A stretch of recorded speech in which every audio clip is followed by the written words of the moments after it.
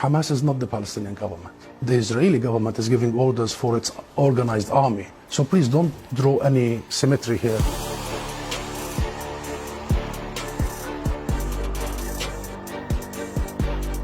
Do you support Hamas's action? And this is not about support or not support. I am here to represent my people, the Palestinian people, what they are going through. I'm not here to condemn anybody. If anybody that needs to be condemned, it's what you call the only democracy in the Middle East, that is Israel, between parentheses, that is doing what you have just reported, targeting civilians. And this has not just happened the last 48 hours.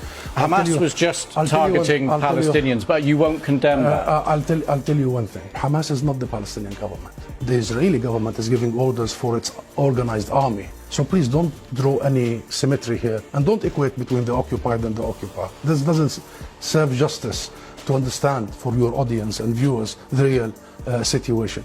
Since Israel's establishment, it has had one military doctrine. When it fights, it goes and fights civilians, kill civilians, so they pressure the fighters. Since 1948, and go back to the record, and this has been repeated in Gaza and will continue to be repeated. So the conversation is not a blame game. I am not in the business of blaming the victim here. The real conversation is how do we stop this vicious, deadly cycle. You just condemned Israel for killing civilians, and you won't condemn Hamas for killing civilians. How many times you have interviewed Israeli officials, Louise?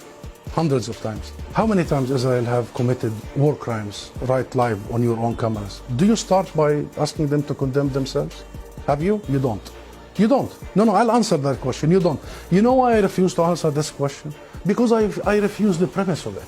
Because at the very heart of it is misrepresentation of the whole thing. Because it's the Palestinians that are always expected to condemn themselves. I mean, come on, this is a political conflict. We have been denied our rights for a long time. So this is the wrong starting point.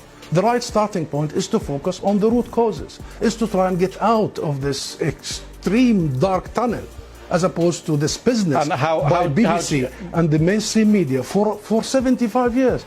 You bring us here whenever there are Israelis who are killed. Did you bring me here when many Palestinians in the West Bank, more than 200 over the last few months?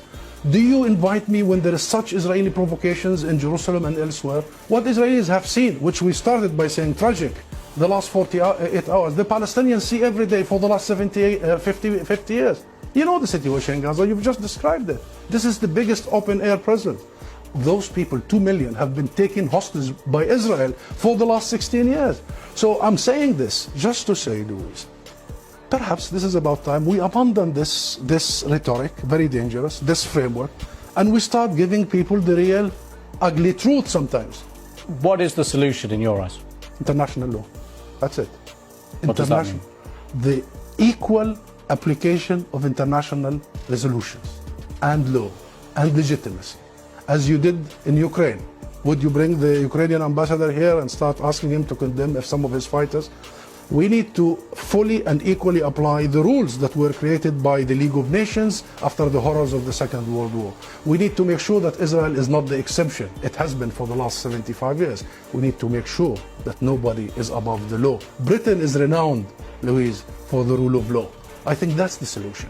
Israel is an occupying force. It is responsible to provide protection for the people under its occupation. And should they commit crimes and crimes against humanity in the coming hours and weeks, it must be held accountable by the international community and the international judicial system.